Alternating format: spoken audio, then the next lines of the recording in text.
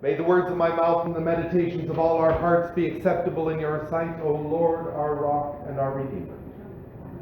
Please be seated.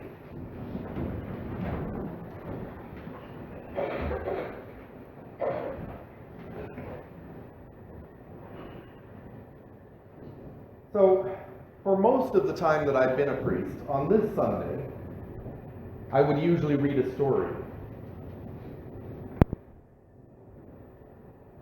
Part of that is because I'm just completely worn out after Christmas and I don't do anything in the week between then and now. And part of that is that there's a really good story about the wise men called The Fourth Wise Man. But I've read it the last couple of years here, and I just didn't feel like reading it again. So if you want to read it, it's a great story. You can find it online. It's called The Fourth Wise Man. I can't remember who wrote it at the moment, but it really ties in with the bishop's call to help in Muyinga. But I thought, there's so much more to the wise men than that story as well. And I started it with the kids today about this idea of setting out on a journey. And a journey where, we have kind of an idea of where we're going, but only kind of an idea. We don't know what we're going to find when we get there. And in some ways, the final destination is important, but the journey is just as important. And that's where we are as a church, is on that journey, where we are as individual people. And I think about the difference between those of us who have grown up in the church and those who have come to the church. In some ways, those who have come later in life to the church understand this journey better, I think. Because they have a real understanding of choosing to set out. That this is something that they've heard about that is so important that it's worth giving up a good chunk of what your life was before in order to follow this path. And it's a path where you don't really know what you're going to find when you get there. And those of us who have grown up in the church, you might think of as those who kind of start off already in the town where Herod is. When the wise men got there, they'd done the easy part of their journey, where they were just following the star. It was generally that way. When they got to Herod, then they had to research and figure out, where do we go next? What is our actual destination? Because as you get closer to your destination, it gets harder to see the exact direction. And if you think about it, when you're a long way off, say we were heading from here to Vancouver. Well, I know I need to go west. And as long as I'm going west, I'm getting closer to Vancouver. But when you get close, that general direction just won't do it anymore. You could end up in the interior by going west, quite a bit north of Vancouver. And if you just keep going west, you're going to get wet. You're not going to make it. So those of us who grew up in the church, we're kind of already there at that point where we need to study and figure out, well, what is our actual destination? How do we go there? Or at least that's what it feels like. And I think that's probably wrong. It's just easier for somebody who didn't grow up in the church to realize we have no clue where we're going. But we know it's important, so we need to go. I think that's something that I've struggled with, is coming to that realization that yes, I'm as much seeking Jesus as somebody who hasn't been in church all their lives.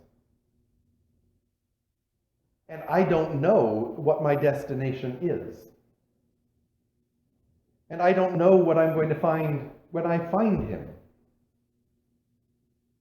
And that's kind of scary. Because, I've been told my whole life this is what it's all about. But that's what that journey of the wise men is. It's that stepping out in faith, knowing that there is somewhere we need to be going. We know it's important. We don't really know why or what. But we're going to do it anyway. And as long as we're going in kind of the right direction, this is a good thing. And it's pretty easy to tell when we've gone off in the wrong direction, if we just are willing to look for the signs.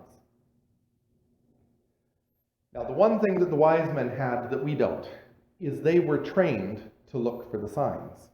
That was their whole religion, is looking for signs. They were not Christians. They were not Jews. They were what are called Zoroastrians. And they studied the stars to see what the purpose of the world was and how they fit in. So they knew how to read signs.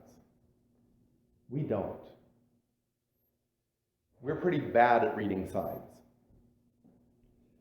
And maybe that's something we need to work on. But the first step in reading signs is to realize we don't know where we're going. And we need a guide. Now, thankfully, we've been passed down this guide. And it's a good guide.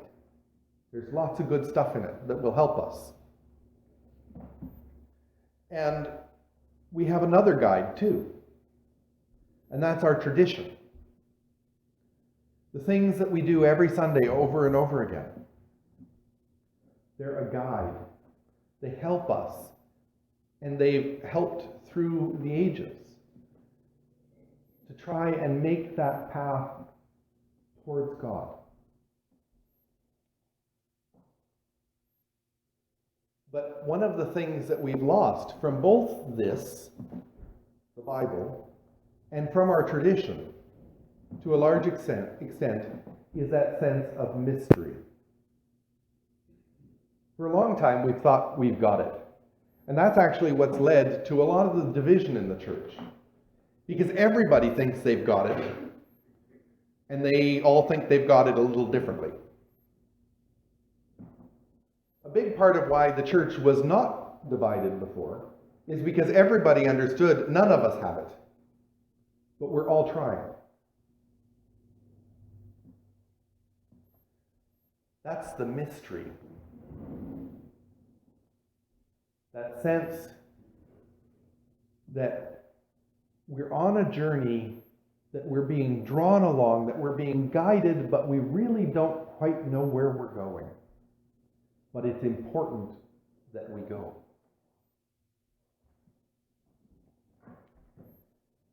So as we celebrate this Epiphany, this day when new things are revealed, when the wise men arrive at Jesus' house, just think of that as a house,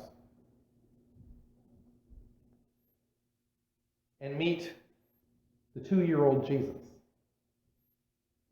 after their long journey. Was their journey over?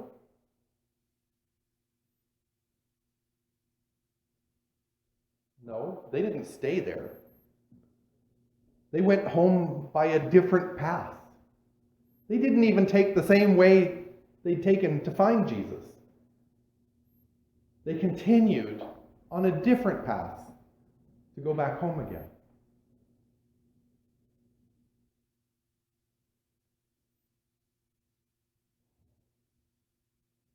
We're on a path with God.